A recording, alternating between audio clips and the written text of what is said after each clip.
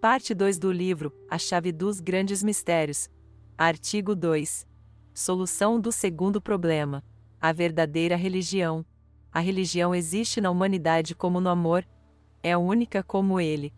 Como ele, existe ou não existe nesta ou naquela alma, mas, seja aceita ou negada, está na humanidade, está, portanto, na vida, está na natureza, é incontestável diante da ciência e mesmo diante da razão. A verdadeira religião é a que sempre existiu, que existe e que sempre existirá.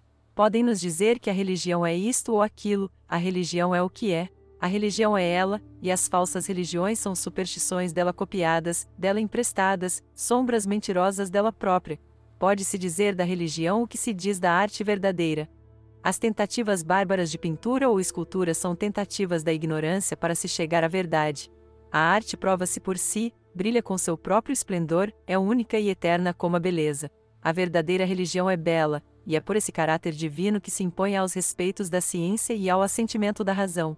A ciência não poderia, sem temeridade, afirmar ou negar as hipóteses do dogma que são verdades para a fé, mas pode reconhecer, em certos aspectos, a única religião verdadeira, ou seja, a única que merece o nome de religião, reunindo todos os aspectos que convém a essa grande e universal aspiração da alma humana. Uma só coisa evidentemente divina manifestou-se para todos no mundo. É a caridade. A obra da verdadeira religião deve ser a de produzir, conservar e difundir o espírito de caridade. Para alcançar esse objetivo, é preciso que ela própria tenha todas as características da caridade, de modo que se possa bem defini-la, nomeando-a de caridade organizada. Ora, quais são as características da caridade? É São Paulo quem vai nos ensinar. A caridade é paciente. Paciente como Deus, porque ela é eterna como Ele. Sofre as perseguições e nunca persegue ninguém. É benevolente e indulgente, chamando para si os pequenos e não rechaçando os grandes. Não é invejosa. A quem é que invejaria, não tem a melhor parte que nunca lhe será tirada. Não é nem inquieta e nem intrigante. Não tem orgulho, ambição, egoísmo, ira. Nunca supõe o mal e nunca triunfa pela injustiça, pois põe toda a sua alegria na verdade. Suporta tudo sem jamais tolerar o mal. Crê em tudo, sua fé é simples, submissa, hierárquica e universal. Sustenta tudo, e nunca impõe fardos que não carregasse antes. A religião é paciente, é a religião dos grandes trabalhadores do pensamento, é a religião dos mártires. É benevolente como o Cristo e os apóstolos, como os Vicentes de Paulo e os Fenelons. Não deseja nem as dignidades nem os bens da terra. É a religião dos pais do deserto, de São Francisco de Assis e de São Bruno, das irmãs de caridade e dos irmãos de São João de Deus. Não é nem inquieta nem intrigante, ela reza, faz o bem e espera. É humilde, é doce, só inspira a devoção e o sacrifício. Tem, enfim, todas as características da caridade, porque é a própria caridade. Os homens, ao contrário, são impacientes, perseguidores, invejosos, cruéis, ambiciosos, injustos e mostram-se como tais em nome dessa religião que puderam caluniar, mas que nunca obrigarão a mentir. Os homens passam, e a verdade é eterna. Filha da caridade e criando por sua vez a caridade, a verdadeira religião é essencialmente realizadora, acredita nos milagres da fé, porque os cumpre todos os dias quando faz a caridade. Uma religião que faz a caridade pode vangloriar-se de realizar todos os sonhos do amor divino. Assim, a fé da Igreja hierárquica transforma o mistério em realismo pela eficácia de seus sacramentos. Não mais signos, não mais figuras que não tenham sua força na graça e que não deem realmente o que prometem. A fé anima tudo, torna tudo de algum modo visível e palpável. As próprias parábolas de Jesus Cristo tomam um corpo e uma alma. Mostra-se em Jerusalém a casa do mal rico. Os simbolismos esparsos das religiões primitivas, abandonados pela ciência e privados da vida da fé, assemelhavam-se a essas ossadas embranquecidas que cobriam o campo de Ezequiel. O Espírito do Salvador, o Espírito de fé, o Espírito de caridade sopraram esse pó, e tudo o que estava morto recuperou uma vida tão real que não se reconhece mais nesses vivos de hoje os cadáveres de ontem. E por que seriam reconhecidos, uma vez que o mundo renovou-se, uma vez que São Paulo queimou no Éfeso os livros dos hierofantes? São Paulo era pois um bárbaro, e não estava cometendo um atentado contra a ciência? Não, mas ele queimava os sudários dos ressuscitados para fazê-los esquecer a morte. Por que então lembramos hoje as origens cabalísticas do dogma? Por que então lembramos hoje as origens cabalísticas do dogma? Por que relacionamos as figuras da Bíblia com as alegorias de Hermes? Será para condenar São Paulo, para trazer a dúvida aos crentes? Certamente não, pois os crentes não necessitam de nosso livro, não o lerão, não o quererão compreender.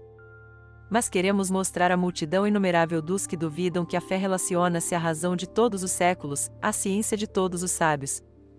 Queremos forçar a liberdade humana e respeitar a autoridade divina, a razão a reconhecer as bases da fé, para que a fé e a autoridade, por sua vez, nunca mais proscrevam nem a liberdade nem a razão. Artigo 3. Solução do terceiro problema. Razão dos mistérios. Sendo a fé a aspiração ao desconhecido, o objeto da fé é absoluta e necessariamente o mistério.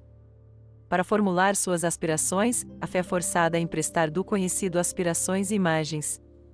Mas ela especializa o emprego dessas formas ao reuni-las de uma maneira impossível na ordem conhecida. Tal é a profunda razão do aparente absurdo do simbolismo. Demos um exemplo.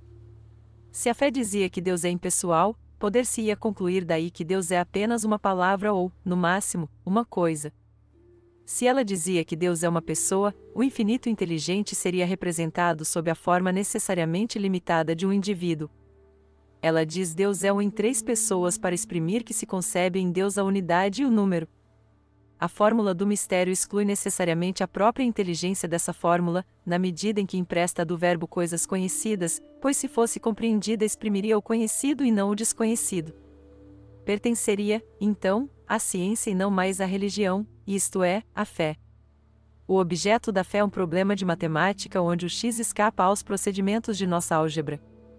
As matemáticas absolutas provam somente a necessidade, por conseguinte, a existência desse conhecido representado pelo x intraduzível.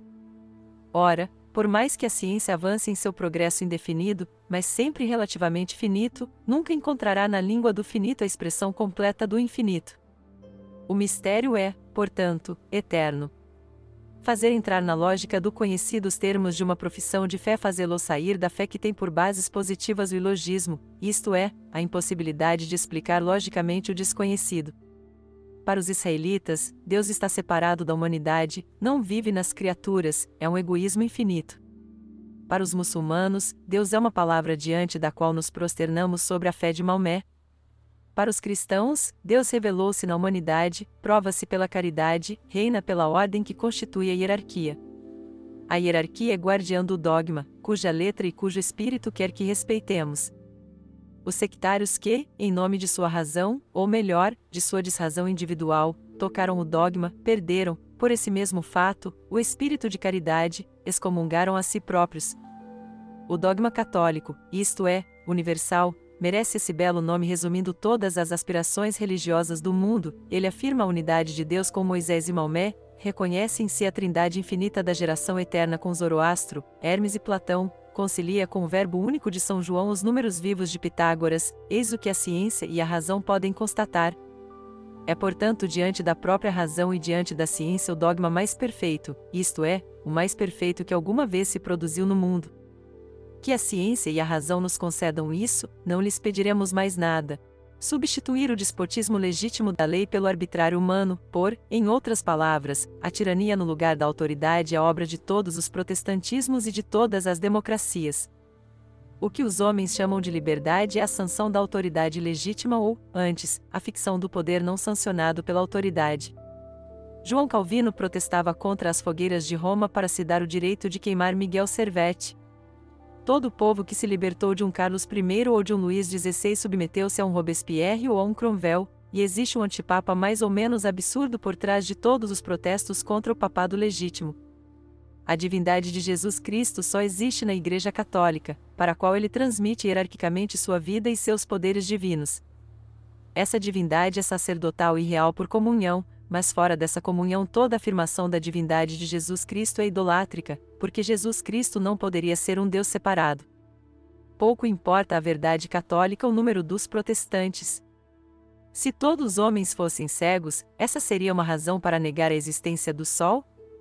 A razão, protestando contra o dogma, prova suficientemente que não o inventou, mas é forçada a admirar a moral que resulta desse dogma. Ora, se a moral é uma luz, é preciso que o dogma seja um sol, a claridade não vem das trevas. Entre os abismos do politeísmo e do deísmo absurdo e limitado, só há um meio possível, o mistério da Santíssima Trindade. Entre o ateísmo especulativo e o antropomorfismo só há um meio possível, o mistério da encarnação. Entre a fatalidade moral e a responsabilidade draconiana que decidiria pela danação de todos os seres, só há um meio possível, o mistério da redenção. A Trindade é a fé. A encarnação é a esperança. A redenção é a caridade. A Trindade é a hierarquia. A encarnação é a autoridade divina da Igreja. A redenção é o sacerdócio único, infalível, indefectível e católico. Somente a Igreja Católica possui um dogma invariável e encontra-se por sua própria constituição na impossibilidade de corromper a moral, ela não inova, explica. Assim, por exemplo, o dogma da Imaculada Concepção não é novo, estava inteiramente contido no Teotocon do Concílio de Éfeso, e o Teotocon é uma consequência rigorosa do dogma católico da encarnação. Da mesma forma, a Igreja Católica não faz excomunhões, ela as declara e só ela as pode declarar, porque é a única guardiã da unidade. Fora da barca de Pedro, só há o abismo. Os protestantes assemelham-se às pessoas que, cansadas da arfagem, jogar-se-iam na água para evitar o enjoo. E da catolicidade, tal qual é constituída na Igreja Católica, que é preciso dizer o que Voltaire disse de Deus com tanta ousadia. Se não existisse, seria preciso inventá-la. Mas, se um homem fosse capaz de inventar o espírito de caridade, teria também inventado Deus. A caridade não se inventa, revela-se por suas obras, e é então que se pode gritar com o Salvador do mundo: felizes os que têm o coração puro, pois verão a Deus. Entender o espírito de caridade é ter a inteligência de todos os mistérios. Artigo 4. Solução do quarto problema. A religião provada pelas objeções que lhe são opostas. As objeções que se pode fazer contra a religião podem ser feitas seja em nome da razão, seja em nome da fé. A ciência não pode negar os fatos da existência da religião, de seu estabelecimento e de sua influência sobre os acontecimentos da história. É proibido a ela tocar no dogma, o dogma pertence inteiramente à fé. A ciência arma-se comumente contra a religião com uma série de fatos que tem o direito de apreciar, que de fato aprecia com severidade, mas que a religião condena mais energicamente ainda do que a ciência. Assim fazendo, a ciência dá razão à religião e censura a si própria, carece de lógica, acusa a desordem que toda paixão rancorosa introduz no espírito dos homens e a necessidade incessante que ele tem de ser reerguido e dirigido pelo espírito de caridade. A razão, por sua vez, examina o dogma e considera-o absurdo. Mas, se não fosse, a razão compreendê-lo-ia, se ela o compreendesse, não seria mais a fórmula do desconhecido. Seria uma demonstração matemática do infinito. Seria o infinito finito, o desconhecido conhecido, o incomensurável medido, o indizível nomeado. Isso quer dizer que o dogma só deixaria de ser absurdo diante da razão, para se tornar, diante da fé, da ciência, da razão e do bom senso reunidos, o mais monstruoso e o mais impossível de todos os absurdos. Restam as objeções da fé dissidente. Os israelitas, nossos pais em religião, censuram-nos por termos atentado contra a unidade de Deus, por termos mudado uma lei imutável e eterna, por adorarmos a criatura no lugar do Criador. Essas censuras são fundamentadas numa noção perfeitamente falsa do cristianismo. Nosso Deus é o Deus de Moisés, Deus único, imaterial, infinito, o só adorável e sempre o mesmo. Como os judeus, acreditamo-lo presente em todos os lugares, mas, como eles deveriam fazer, acreditamo-lo vivo, pensante e amante na humanidade e adoramo-lo em suas obras. Não mudamos sua lei, pois o decálogo dos israelitas é também a lei dos cristãos. A lei é imutável, porque está fundamentada em princípios eternos da natureza, mas o culto exigido pelas necessidades do homem pode variar e modificar-se com os homens. O que o culto significa é imutável, mas o culto modifica-se como as línguas. O culto é um ensinamento, é uma língua, é preciso traduzi-lo quando as nações não o compreendem mais. Traduzimos e não destruímos o culto de Moisés e dos profetas. Adorando Deus na criação, não estamos adorando a própria criação. Adorando Deus em Jesus Cristo, é somente Deus que adoramos, mas Deus unido à humanidade. Tornando a humanidade divina, o cristianismo revelou a divindade humana. O Deus dos judeus era inumano, porque eles não o compreendiam em suas obras. Somos, portanto, mais israelitas que os próprios israelitas. No que acreditam, acreditamos com eles e melhor que eles. Acusam-nos de estarmos separados deles e são eles, ao contrário, que querem estar separados de nós. Esperamo-los de coração e braços abertos. Somos, como eles, discípulos de Moisés. Como eles, viemos do Egito e detestamos sua servidão. Mas nós estamos na terra prometida, e eles obstinam-se em permanecer e morrer no deserto. Os muçulmanos são os bastardos de Israel, ou melhor, são seus filhos deserdados, como Esaú. Sua crença é ilógica, pois admitem que Jesus é um grande profeta, e tratam os cristãos como infiéis. Reconhecem a inspiração divina de Moisés e não veem os judeus como irmãos. Acreditam cegamente em seu cego profeta, o fatalista Maomé, o inimigo do progresso e da liberdade. Não tiremos, no entanto, de Maomé a glória de ter proclamado a unidade de Deus entre os árabes idólatras. Encontram-se no Alcorão páginas puras e sublimes. É lendo essas páginas que se pode dizer com os filhos de Ismael: não existe outro Deus senão Deus, e Maomé seu profeta. Há 3 tronos no céu para os 3 profetas das nações, mas, no fim dos tempos, Maomé será substituído por Elias. Os muçulmanos nada censuram nos cristãos, eles injuriam-nos. Chamam-nos de infiéis e de giaurs, isto é, cães. Não temos nada a lhes responder. Não se deve refutar os turcos e os árabes, é preciso instruí-los e civilizá-los. Restam os cristãos dissidentes, isto é, aqueles que, tendo rompido o laço de união, declaram-se estrangeiros à caridade da Igreja. A ortodoxia grega, irmã gêmea da Igreja romana, que não cresceu desde sua separação, que não tem mais importância nos faustos religiosos, que, desde Fócio, não inspirou uma única eloquência, Igreja que se tornou inteiramente temporal e cujo sacerdócio não é mais que uma função regulada pela política imperial do czar de todas as Rússias, múmia curiosa da Igreja primitiva, colorida e dourada com todas as suas lendas e com todos os seus ritos que os popes não compreendem mais, sombra de uma Igreja viva, mas que quis parar quando essa Igreja avançava e que não é mais que uma silhueta apagada e sem cabeça. Depois, os protestantes, esses eternos reguladores da anarquia, que romperam o dogma e tentam sempre preenchê-lo com raciocínios, como o tonel das Danaides, esses fantasistas religiosos cujas inovações em sua totalidade são negativas, que formularam para uso próprio um desconhecido pretensamente mais conhecido, mistérios mais explicados, um infinito mais definido, uma imensidão mais restrita, uma fé mais duvidosa, que quintessenciaram o absurdo, cindiram a caridade e tomaram atos de anarquia. Pelos princípios de uma hierarquia para sempre impossível, esses homens que querem realizar a salvação somente pela fé, porque a caridade lhes escapa e que nada mais podem realizar, mesmo sobre a terra, pois seus pretensos sacramentos não são mais que farsas alegóricas, não dão mais a graça, não fazem mais ver a Deus nem tocar em Deus, não são mais, em uma palavra, os signos da onipotência da fé, mas as testemunhas forçadas da impotência eterna da dúvida. Foi, portanto, contra a própria fé que a Reforma protestou. Os protestantes tiveram razão contra o zelo inconsiderado e perseguidor que queria forçar as consciências. Exigiram o direito de duvidar, o direito de ter menos religião ou de não a ter absolutamente, derramaram seu sangue por esse triste privilégio, conquistaram-no, possuem-no, mas não nos tirarão o de lastimá-los e de amá-los.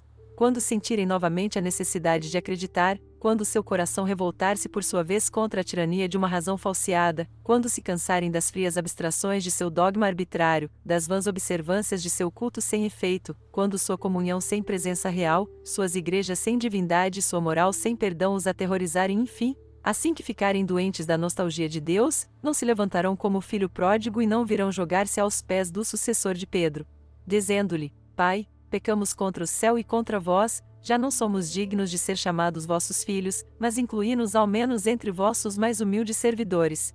Não falaremos da crítica de Voltaire.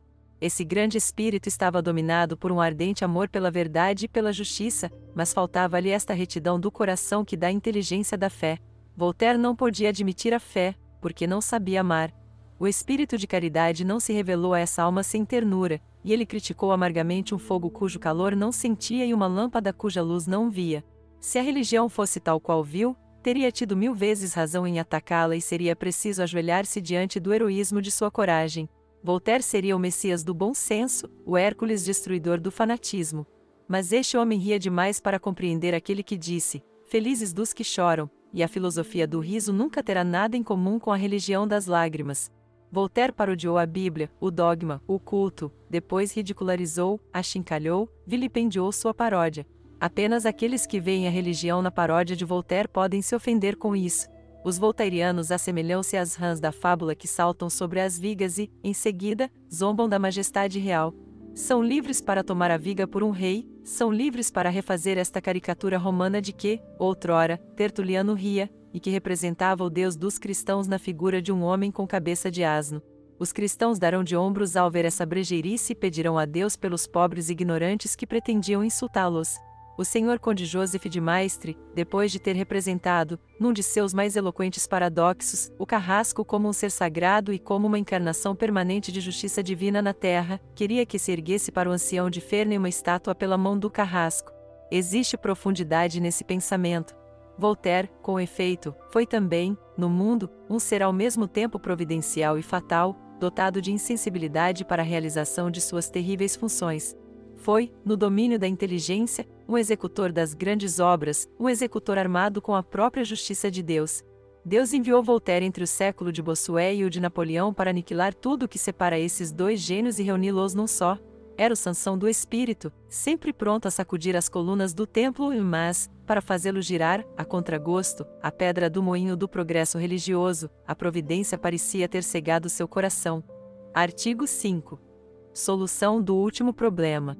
Separar a religião da superstição e do fanatismo.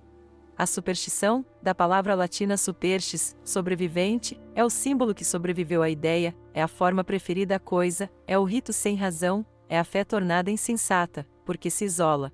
E, por conseguinte, o cadáver da religião, a morte da vida, é a inspiração substituída pelo embrutecimento. O fanatismo é a superstição apaixonada, seu nome vem da palavra fanum, que significa templo, é o templo colocado no lugar de Deus, é a honra do sacerdote substituída pelo interesse humano e temporal do padre, é a paixão miserável do homem explorando a fé do crente. Na fábula do asno carregado de relíquias, La Fontaine diz-nos que o animal acreditou ser adorado, não nos diz que algumas pessoas acreditaram de fato adorar o animal. Essas pessoas eram os supersticiosos. Se alguém tivesse rido de suas tolices, teriam-no talvez assassinado, pois da superstição ao fanatismo há um só passo.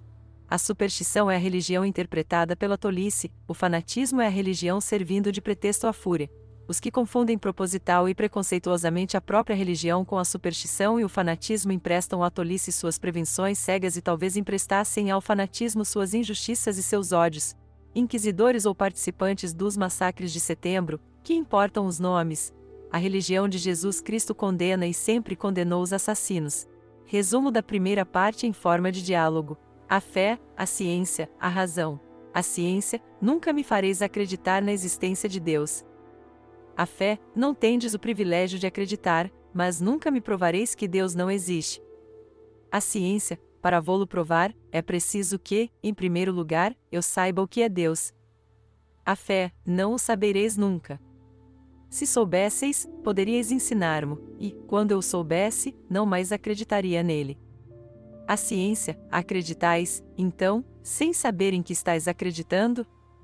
A fé, ali. Não joguemos com as palavras. Sois vós quem não sabeis em que eu acredito, precisamente porque vós não o sabeis. Tendes a pretensão de ser infinita? Não sois interrompida a cada instante pelo mistério? O mistério é para vós uma ignorância que reduziria ao nada o finito de vosso saber, se eu não o iluminasse com minhas ardentes inspirações, e quando dizeis, eu não sei mais, eu gritaria, quanto a mim, começo a acreditar. A ciência, mas vossas aspirações e seu objeto são e só podem ser hipóteses para mim. A fé, sem dúvida, mas são certezas para mim, uma vez que sem essas hipóteses eu duvidaria até mesmo de vossas certezas. A ciência, mas, se começais onde eu paro, começais temerariamente muito cedo. Meus progressos atestam que eu ando sempre. A fé, que importam os vossos progressos, se ando sempre na vossa frente? A ciência, tu, andar. Sonhadora da eternidade, desdenhaste demais a terra, teus pés estão dormentes. A fé, sou carregada por meus filhos. A ciência, são cegos que carregam um outro, cuidado com os precipícios. A fé, não, meus filhos não são cegos, muito pelo contrário, desfrutam de dupla visão, veem por teus olhos o que tu podes demonstrar para eles na terra e contemplam, pelos meus, o que lhes mostro no céu. A ciência, o que a razão pensa disso? A razão, penso, ó caras mestras, que poderíeis realizar um apólogo tocante, o do paralítico e o do cego. A ciência censura a fé por não saber andar na terra, e a fé diz que a ciência não vê nada no céu das aspirações e da eternidade. Ao invés de brigarem, ciência e fé deveriam unir-se, que a ciência carregue a fé e a fé console a ciência, ensinando-lhe a esperar e amar. A ciência, essa ideia é bela, mas é uma utopia. A fé dir-me a absurdos, e eu quero andar sem ela. A fé, o que é que chamais de absurdos? A ciência, chamo de absurdos as proposições contrárias às minhas demonstrações, como, por exemplo, que três são um, que um Deus fez-se homem, isto é, que o infinito fez-se finito. Que o eterno morreu, que Deus pune o seu filho inocente pelo pecado dos homens culpados. A fé, não digas mais nada. Externadas por ti, essas proposições são, de fato, absurdos. Por acaso sabes o que é o número em Deus, tu que não conheces Deus? És capaz de raciocinar sobre as operações do desconhecido? És capaz de entender os mistérios da caridade? Devo ser sempre absurda para ti, pois se entendesses minhas afirmações, elas seriam absorvidas por teus teoremas, eu seria tu, e tu serias eu. Para dizer melhor, eu não existiria mais, e a razão, em presença do infinito, deter-se-ia sempre cegada por tuas dúvidas tão infinitas quanto o espaço. A ciência, pelo menos, nunca usurpes minha autoridade, não me desmintas em meus domínios. A fé, nunca o fiz, e não posso nunca o fazer. A ciência, assim, nunca acreditaste, por exemplo, que uma virgem possa ser mãe sem deixar de ser virgem, e isso na ordem física, natural e positiva, a despeito de todas as leis da natureza, não afirmas que um pedaço de pão é não somente um Deus mas um corpo humano verdadeiro, com ossos e veias, órgãos, sangue, de maneira que fazes de teus filhos que comem esse pão um povinho antropófago. A fé, não é cristão quem não se revolte com o que acabaste de dizer. Isso prova o suficiente que eles não entendem meus ensinamentos dessa maneira positiva e grosseira. O sobrenatural que afirmo está acima da natureza e não poderia, por conseguinte, opor-se a ela. As palavras de fé só são compreendidas pela fé a nada que, em as repetindo, a ciência desnature. Sirvo-me de tuas palavras, porque não tenho outras, mas uma vez que achas meus discursos absurdos, deves concluir que dou a essas mesmas palavras um significado que te escapa. O Salvador, ao revelar o dogma da presença real, não disse: a carne aqui não tem nenhuma serventia, minhas palavras são espírito e vida? Não te apresento o mistério da encarnação como um fenômeno de anatomia nem o da transubstanciação como uma manifestação química. Com que direito gritarias ao absurdo? Eu não raciocino sobre nada do que conheceis, com que direito dirias que eu disparato? A ciência, começo a te compreender, ou melhor, vejo que nunca te compreenderei. Nesse caso, continuemos separadas, nunca precisarei de ti. A fé, sou menos orgulhosa e reconheço que me pode ser útil. Talvez também sem mim estarias bem triste e bem desesperada, e não quero separar-me de ti, a menos que a razão o consinta. A razão, não façais isso. Sou necessária a ambas. E eu, que faria sem vós? Preciso saber e crer para ser justa. Mas nunca devo confundir o que sei com o que acredito. Saber não é mais acreditar, acreditar não é saber ainda.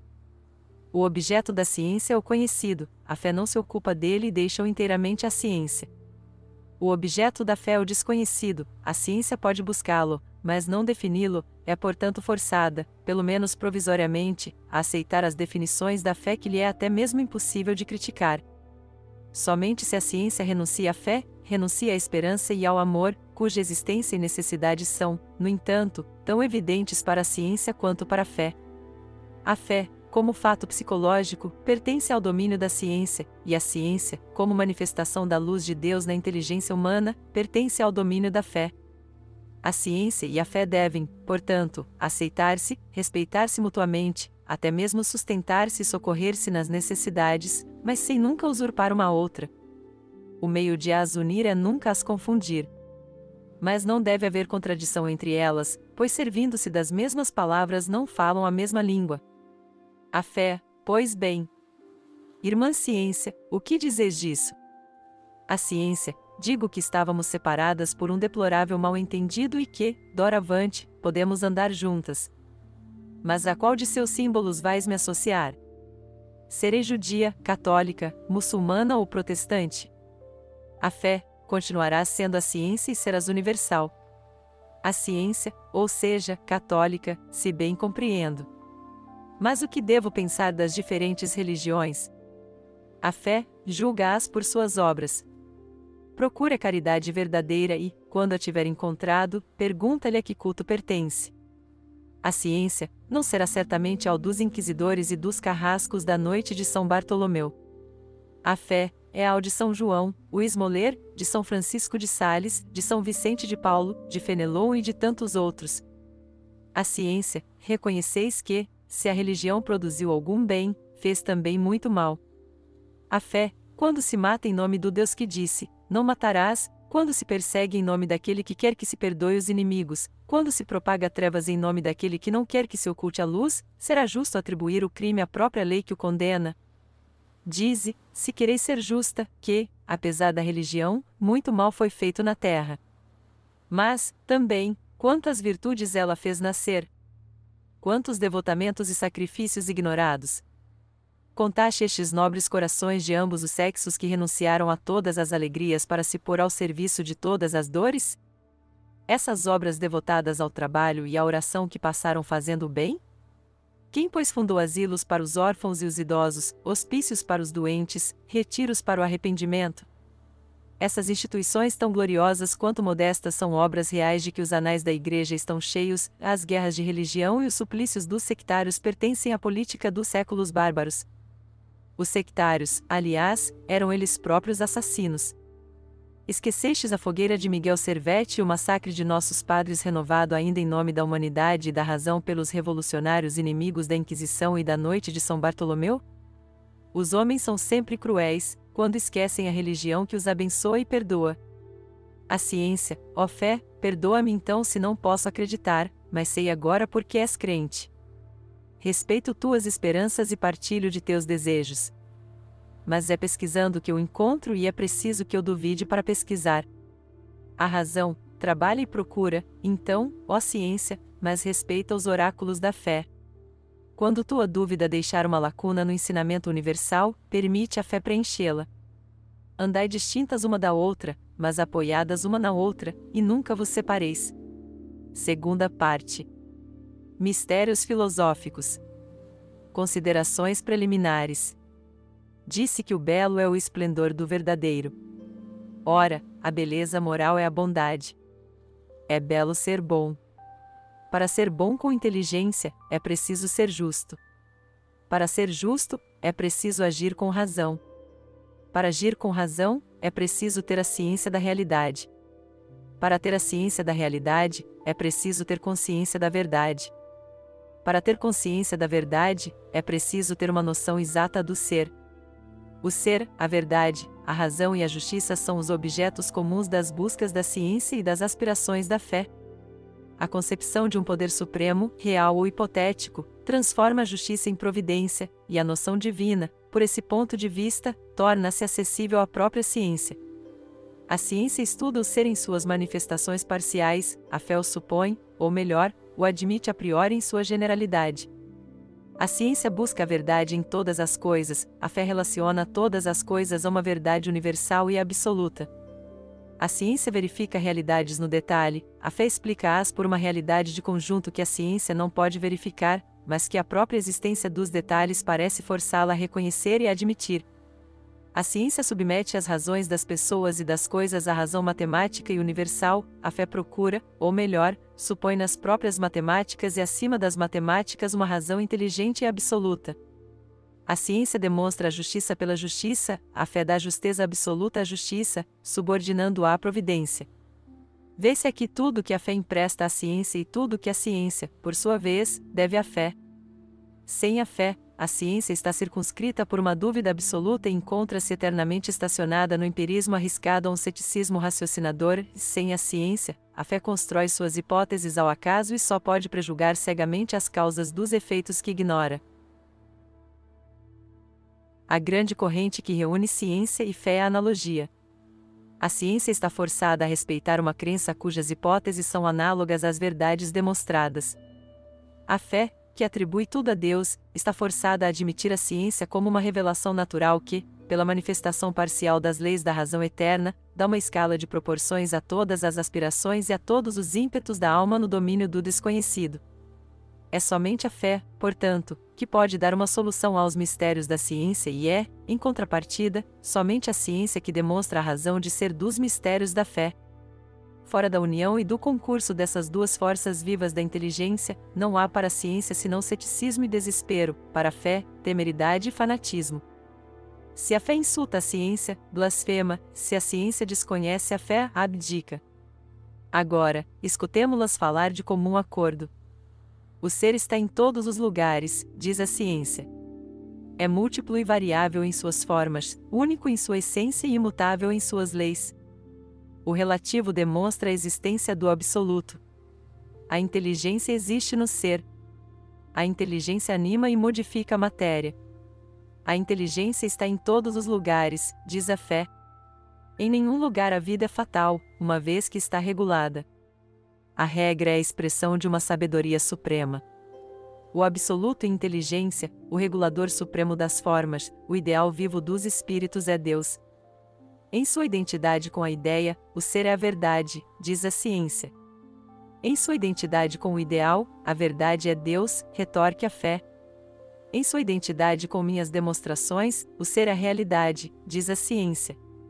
Em sua identidade com minhas legítimas aspirações, a realidade é meu dogma, diz a fé. Na sua identidade com o verbo, o ser é a razão, diz a ciência. Na sua identidade com o espírito de caridade, a mais elevada razão é minha obediência, diz a fé. Em sua identidade com o motivo dos atos racionais, o ser é a justiça, diz a ciência. Em sua identidade com o princípio de caridade, a justiça é a providência, responde a fé. Acordo sublime de todas as certezas com todas as esperanças, do absoluto em inteligência e do absoluto em amor. O Espírito Santo, o Espírito de caridade deve assim tudo conciliar e tudo transformar em sua própria luz. Não é ele o Espírito de inteligência, o Espírito de ciência, o Espírito de conselho, o Espírito de força? Ele deve vir, diz a liturgia católica, e isso será como uma criação nova, e ele mudará a face da terra. Rir da filosofia já é filosofar, disse Pascal ao fazer alusão a esta filosofia cética e duvidosa que não reconhece a fé. E, se existisse uma fé que pisoteasse a ciência, não diríamos que rir de semelhante fé seria dar provas de verdadeira religião, que é toda caridade, que não tolera o riso, mas ter-se-ia razão em censurar esse amor pela ignorância e em dizer a essa fé temerária: já que desconheces tua irmã, não és a filha de Deus. Verdade, realidade, razão, justiça, providência, tais são os 5 raios da estrela flamejante no centro da qual a ciência escreverá a palavra ser, a que a fé acrescentará o nome inefável de Deus. Solução dos problemas filosóficos. Primeira série. Pergunta: o que é a verdade? Resposta: é a ideia idêntica ao ser. Pergunta: o que é a realidade? Resposta: é a ciência idêntica ao ser. Pergunta: o que é a razão? Resposta: é o verbo idêntico ao ser. Pergunta: o que é a justiça? Resposta: é o motivo dos atos idênticos ao ser. Pergunta: o que é o absoluto? Resposta: é o ser. Pergunta: concebe-se algo acima do ser?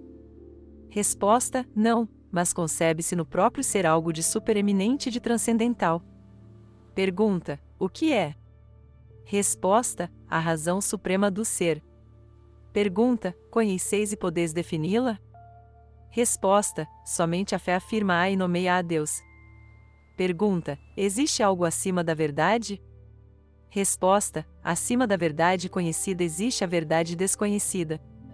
Pergunta: como se pode racionalmente supor essa verdade? Resposta: pela analogia e pela proporção. Pergunta: como se pode defini-la? Resposta: pelos símbolos da fé. Pergunta: pode-se dizer da realidade a mesma coisa que da verdade? Resposta: exatamente a mesma coisa. Pergunta: existe algo acima da razão? Resposta: acima da razão finita existe a razão infinita. Pergunta: o que é a razão infinita? Resposta: é esta razão suprema do ser a que a fé chama de Deus. Pergunta: existe algo acima da justiça? Resposta: sim, de acordo com a fé, existe a providência em Deus e, no homem, o sacrifício. Pergunta: o que é o sacrifício? Resposta: é o abandono benévolo e espontâneo do direito. Pergunta: o sacrifício é racional? Resposta: não, é uma espécie de loucura maior que a razão, pois a razão é forçada a admirá-lo. Pergunta: como chamar um homem que age de acordo com a verdade, a realidade, a razão e a justiça? Resposta: é um homem moral. Pergunta: e se pela justiça ele sacrifica seus atrativos? Resposta: é um homem de honra. Pergunta: e se, para imitar a grandeza e a bondade da providência, ele faz mais do que seu dever e sacrifica seu direito pelo bem dos outros? Resposta: é um herói. Pergunta: qual é o princípio verdadeiro do heroísmo? Resposta: é a fé. Pergunta: qual é o seu sustento? Resposta: a esperança. Pergunta: e sua regra? Resposta: a caridade. Pergunta: o que é o bem? Resposta: é a ordem. Pergunta: o que é o mal?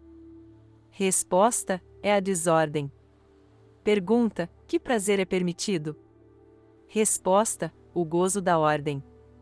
Pergunta: que prazer é proibido? Resposta: o gozo da desordem. Pergunta: quais são as consequências de um e de outro?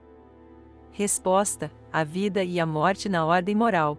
Pergunta: o inferno, com todos os seus horrores, tem, pois, razão de ser no dogma religioso?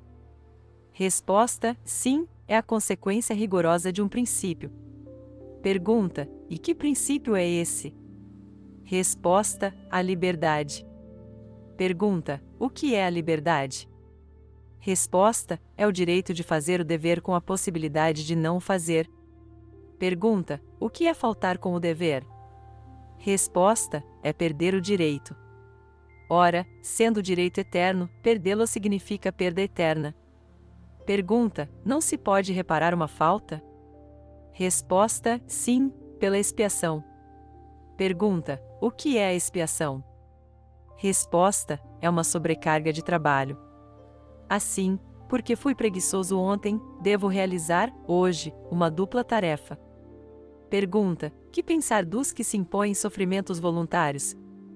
Resposta: se é para remediar a atração brutal do prazer, são sábios; se é para sofrer no lugar dos outros, são generosos; mas, se o fazem sem conselho e sem medida, são imprudentes. Pergunta: assim, diante da verdadeira filosofia, a religião é sábia em tudo o que ordena? Resposta: vós o vedes. Pergunta: mas se enfim estivermos errados em nossas esperanças eternas? Resposta: a fé não admite essa dúvida. Mas a própria filosofia deve responder que todos os prazeres da terra não valem um dia de sabedoria, e que todos os triunfos da ambição não valem um só instante de heroísmo e de caridade.